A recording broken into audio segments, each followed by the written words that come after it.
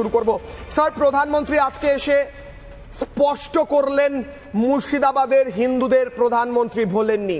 Sir আপনার মনে থাকবে আমরা দিনের পর দিন এই স্টুডিওয়ে বসে চিৎকার করে করে নিন্দা করেছি যেভাবে হিন্দু হত্যা হয়েছে, হিন্দুদের ধরে ধরে দুজন হিন্দুকে হত্যা করা হয়েছে, বাকিদের বাড়ি জ্বালিয়ে দেওয়া হয়েছে, এই মায়েদের চোখের জল যেগুলো চলছে স্ক্রিনের বাঁদিকে, এগুলো আমরা নিয়ে আলোচনা করেছি, নিন্দা করেছি। আজ প্রধানমন্ত্রী বুঝিয়ে দিয়ে গেলেন এগুলো ভোলার নয়। তার পাল্টা মুখ্যমন্ত্রী বললেন আমাদের সরকার নির্মম নয়, আমাদের মানবিক সরকার।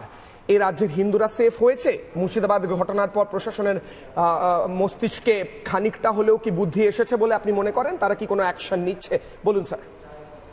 আজকে মাননীয় প্রধানমন্ত্রী উত্তরবঙ্গে যে ধরনের বক্তব্য রাখলেন, সাধারণ মানুষ থেকে শুরু করে লক্ষ লক্ষ কোটি কোটি মানুষ আজকে শুনেছে। এই সেই মুখ্যমন্ত্রী, যে প্রধানমন্ত্রী, এই সেই প্রধানমন্ত্রী যিনি সারা বিশ্বে আজকে একটা সমাদৃত একটা জায়গা করে নিয়েছে। আমার প্রশ্ন হচ্ছে, প্রধানমন্ত্রী তো আজকে মুর্শিদাবাদে আসেনি, উনি একটা সোর্স ইনফরমেশন পেয়ে, ক্রেডিটেবল ইনফরমেশন না হলে প্রধানমন্ত্রী কখনো এ ধরনের কথা বলতে পারে না।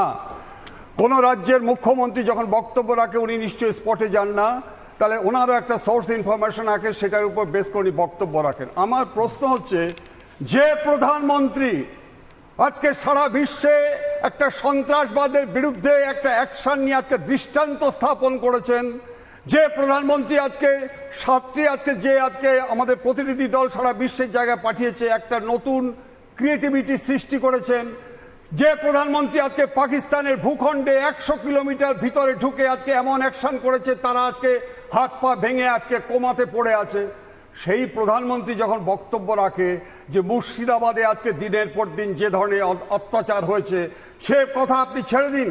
আপনি নিশ্চয়ই জানেন যে গত কয়েকদিন আগে হাইকোর্ট থেকে যে 3 জনের কমিটি করা ছিল, সেখানে আজকে স্পষ্টভাবে কমিটি থেকে রিপোর্ট দিয়েছে যে কাউন্সিলর মেহবুব আলমের নেতৃত্বে হামলা, পুলিশ নিষ্ক্রিয় ছিল, অনুপস্থিত ছিল, জলের লাইন পর্যন্ত কেটে দেওয়া হয়েছে যাতে আগুনগুলো নেভানো না যায়, বিধায়ক পর্যন্ত ঘটনাস্থলে উপস্থিত ছিলেন। আমার প্রশ্ন হচ্ছে, হাইকোর্টে যখন এই ধরনের বক্তব্য রাখে, হাইকোর্ট যখন আজকে যে কমিটি করেছে তারা যখন একটা সাবমিট করেছে, তার তো নিশ্চয়ই একটা সারবস্তা আছে। আমার প্রশ্ন হচ্ছে, আজকে একটা সোজা কথা, আপনারা জানেন যে সন্দেশখালীতে গত 10/4/2024 অ্যাডভোকেট জেনারেল বলেছিলেন যে মিলার ডিভিশন বেঞ্চকে বলেছিলেন গত 4 মাসে 42টি কেস হয়েছে এবং তার সাথে চার্জশিট হয়েছে এবং 376 আছে, এই সিবিআই দরকার নেই। আপনি দেখবেন মোথাবাড়িতে 27/3/2024 আজকে কত কেস হয়েছিল? 19টা কেস, অ্যারেস্ট হয়েছে 61 জন। আপনি দেখেন মুর্শিদাবাদের ঠিক সেই ঘটনা, মুর্শিদাবাদ সিট ঘটনা করেছিল, কাদের অ্যারেস্ট করেছিল? তারা কি বহিরাগত? আমার প্রশ্ন হচ্ছে সোজা একটা জায়গায়, আপনারা কদিন আগে এই আর বাংলাদেশে আজকে মতুয়া সংগঠনের বাড়িঘর ধ্বংস করেছেন, কিন্তু আমার দেশে, আমার এই সোনার বাংলায়, যে বাংলায় আমরা রবীন্দ্রনাথকে পেয়েছি, নজরুলকে পেয়েছি, শরৎচন্দ্র চট্টোপাধ্যায়কে পেয়েছি, সেই বাংলায় আজকে দিনের পর দিন অত্যাচার হচ্ছে। সন্দেশখালী থেকে শুরু করে আজ পর্যন্ত দিনের পর দিন কিভাবে মাননীয় প্রধানমন্ত্রী যদি জেনে থাকেন আজকে একটা রাজ্যে যদি এই ধরনের ঘটনা ঘটে থাকে, তাহলে তার কি কিছু করণীয় নেই? আজকে মুখ্যমন্ত্রীর সাথে কথা বলে যাতে অন্ততপক্ষে এ ধরনের অত্যাচার না হতে পারে। শুধু কেস করলে হবে না, কেস করে দেখিয়ে দিচ্ছে যে আমি শেষ করছি একটা কথা বলে।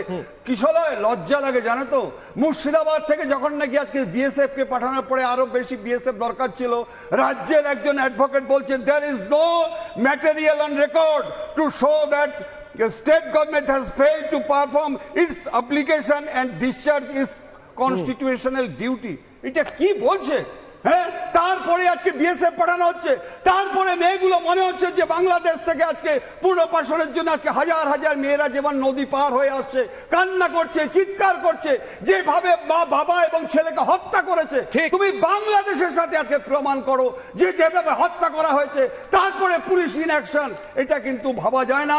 এবং আমরা প্রধানমন্ত্রীর কাছে এটা আশা করি যে আজকে মুখ্যমন্ত্রী এখান থেকে স্যার এটা আজকে বন্ধ করা। কি আলোচনা আমি